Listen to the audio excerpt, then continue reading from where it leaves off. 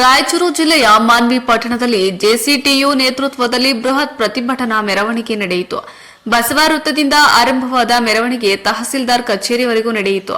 10 ಕೇಂದ್ರೀಯ ಕಾರ್ಮಿಕ ಸಂಘಟನೆಗಳ ಜಂಟಿ ಸಮಿತಿ ಕರೆ ನೀಡಿದ್ದ ಅಖಿಲ ಭಾರತ ಮುಷ್ಕರದ ಅಂಗವಾಗಿ ಈ ಪ್ರತಿಭಟನೆ ನಡೆಯಿತು. 29 ಕಾರ್ಮಿಕ ಕಾಯ್ದೆಯನ್ನ ತಿದ್ದುಪಡಿ ಮಾಡಿ ಜಾರಿಗೆ ತರಲು ಹೊರಟಿರುವ 4 ಕಾರ್ಮಿಕ ಸಂಹಿತೆಗಳನ್ನು ಹಿಂಪಡೆಯಬೇಕು. ಸಾರ್ವಜನಿಕ ವಲಯಗಳ ಹಾಗೂ ಸರ್ಕಾರಿ ಉದ್ಯಮಗಳ ಖಾಸಗೀಕರಣ ನಿಲ್ಲಿಸಬೇಕು. ವಿದ್ಯುತ್ ಕಾಯ್ದೆ 2023 ಹಿಂಪಡೆಯಬೇಕು. ದೇಶ ಮತ್ತು ರಾಜ್ಯದಲ್ಲಿ ಖಾಲಿ ಇರುವ ಎಲ್ಲಾ ಹುದ್ದೆಗಳು ಭರ್ತಿಯಾಗಬೇಕು.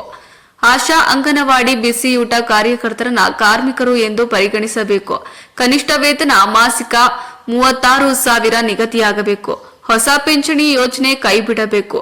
ಹಳೆ ಪಿಂಚಣಿ ಯೋಜನೆ ಅನುಷ್ಠಾನಕ್ಕೆ ತರಬೇಕು. ಮುಂತಾದ ಸಮಸ್ಯೆಗಳ ಪರಿಹಾರಕ್ಕೆ ಒತ್ತಾಯಿಸಲಾಯಿತು. ಇವತ್ತಿನ ದಿನ 10 ಕೇಂದ್ರೀಯ ಕಾರ್ಮಿಕ ಸಂಘಟನೆಗಳು ಅಖಿಲ ಭಾರತ ಮುಷ್ಕರ ಏನು ಕರೆ ಕೊಟ್ಟಿದ್ರು.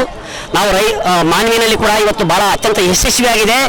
ಎಲ್ಲ ಕಾರ್ಮಿಕರು, ಆಶಾ, ಅಂಗನವಾಡಿಯವರು, ಬಿಸಿ ಬಿಡದವರು, ಹಾಸ್ಟೆಲ್ ಕಾರ್ಮಿಕರು, ಕಟ್ಟಡ ಕಾರ್ಮಿಕರು, ಹಾಗೆಯೇ ಅಮಾಲಿಯರು, ಪಂಚಾಯತ್ನವರು ಎಲ್ಲರೂ ಬಂದಿದ್ದಾರೆ. ಬಹಳ ಅದ್ಭುತವಾಗಿರ್ತಕ್ಕಂಥ ಒಂದು ಹೋರಾಟ ಮಾನ್ವಿನಲ್ಲಿ ಆಗಿದೆ. ಇವತ್ತು ನಾವು ಕೇಂದ್ರ ಸರ್ಕಾರಕ್ಕೆ ಆಗ್ರಹ ಮಾಡ್ತಾ ಇದ್ದೀವಿ. ಕಾರ್ಮಿಕ ವಿರೋಧಿ ಲೇಬರ್ ಕೋಡ್ಗಳನ್ನು ವಾಪಸ್ ತಗೊಳ್ಬೇಕು. ಮೊದಲಿದ್ದಂಥ 29 ಕಾಯ್ದೆಗಳನ್ನು ಜಾರಿಗೊಳಿಸಬೇಕು. ವಿದ್ಯುತ್ ಕಾಯ್ದೆಯನ್ನು ವಾಪಸ್ ತಗೊಳ್ಬೇಕು.